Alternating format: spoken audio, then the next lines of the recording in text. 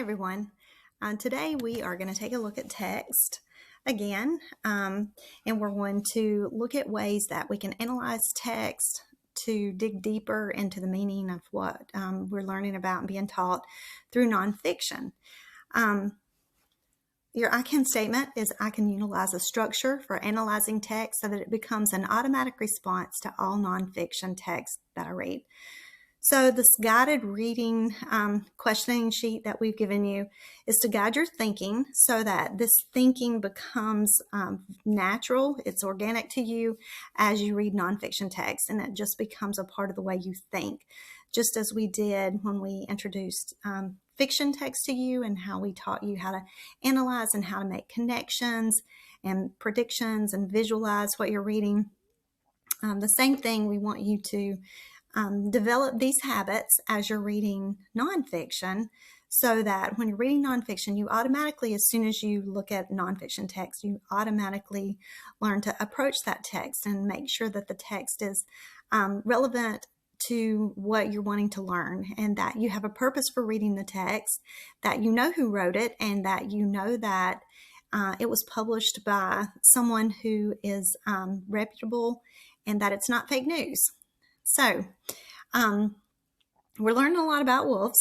So this text that we're going to use today is called All About Wolves, just like the text that we used yesterday. Today we're going to focus in on note-taking because pretty soon you're going to be or researching a topic that you choose to do some research on, and then you're going to write a paper about it. And within this, when you're doing this, when you do your research, you want to be able to know what you're looking for as you're researching. You want to read with purpose.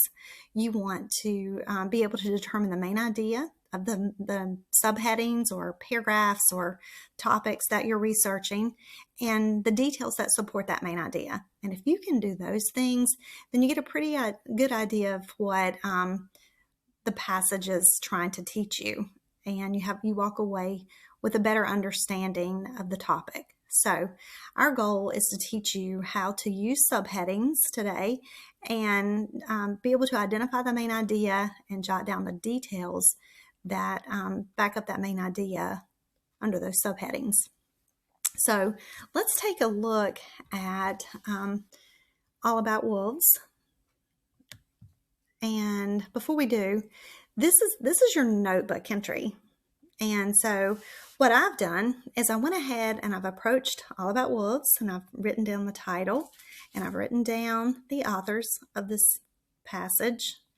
And then I've taken a look at all the subheadings, and I have divided this little note-taking sheet into subheadings. So the first subheading is about the wolves and moose of Isle Royal project. So let's take a look at the passage itself. And here's what it says.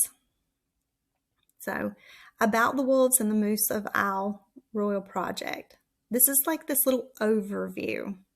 All right. Isle Royal is a remote wilderness island, isolated by the frigid waters of Lake Superior and home to populations of wolves and moose. As predator and prey, their lives and deaths are linked in a drama that is timeless and historic. Their lives are historic because we've been documenting their lives for more than 5 decades. This research project is the longest continuous study of any predator-prey system in the world. All right, so what can I say about that? The main idea of that particular section and heading is that this project has taken place for over 5 decades, and it documents the predator and prey relationship of wolves and moose. So it pretty much just tells you what this project is about. The details that would support that main idea, this research project is the longest continuous study of any predator-prey system in the world. Isle Royal is a remote wilderness island, and their lives are historic because we've been documenting their lives for more than 5 decades. They're meaning wolves. All right? So this is what I mean. You read a section that has a subheading, you write down the topic, then determine what do you think the main idea is, and then the key details that support that main idea. Let's try it again, and let's go back to observations of pack behavior, pups. So let's read this section. Wolves develop from pups at an incredible rate. Pups are born in late April and after just a 2-month pregnancy. They're born deaf, blind, and they weigh no more than a can of soda pop. At this time, pups can do basically just one thing, and that's suckle their mother's milk. Within a month, pups can hear and see, weigh 10 pounds, and explore and play around the den site. The parents and sometimes 1 or 2-year-old siblings bring food back to the den site. The food is regurgitated, which means to throw up, for the pups to eat. By about 2 months of age, which would be late June, pups are fully weaned and they eat only meat.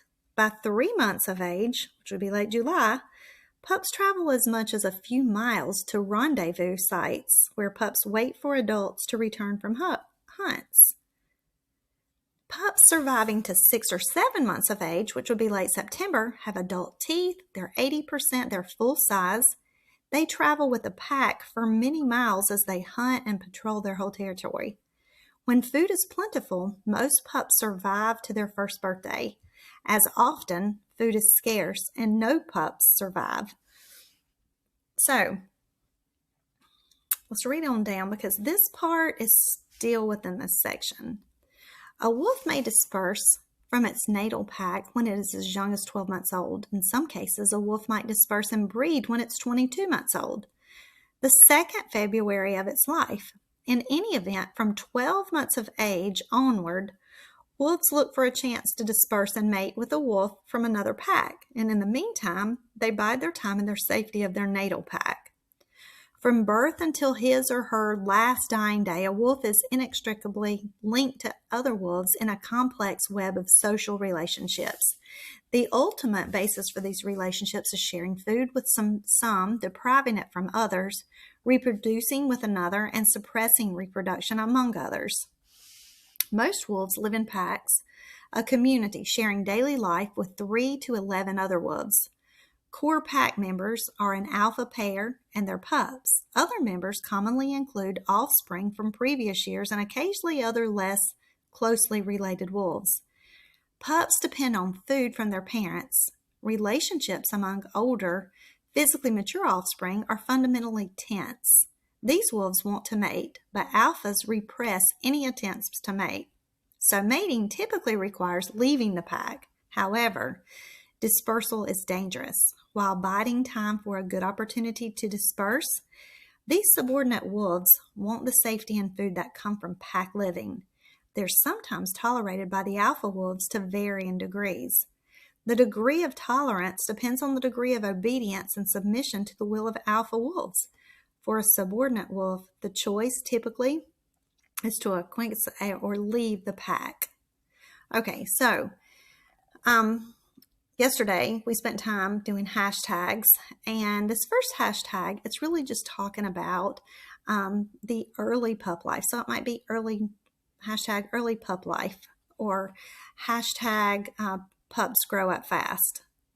This second part is more about them dispersing and leaving the pack and the dangers of leaving the pack, how they're dependent. So it could be hashtag lone wolf, maybe, as far as leaving and going out on your own. Now, thinking under what we just learned about observations of pack behavior while they're pups, let's go back to your notebook page that I created for you, and let's look at the notes that I modeled for you here. So the heading was Observations of Pack Behavior in Pups. The main idea is what I came up with anyway. Wolf pups develop quickly after birth, but they always live within packs, and they rely on this community for survival.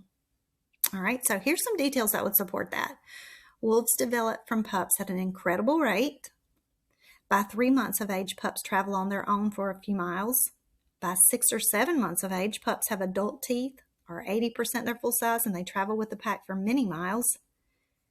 And then they may start their own packs at 12 months old. They live in packs and they rely on each other to survive. So these were just a few details that I would say supports that main idea.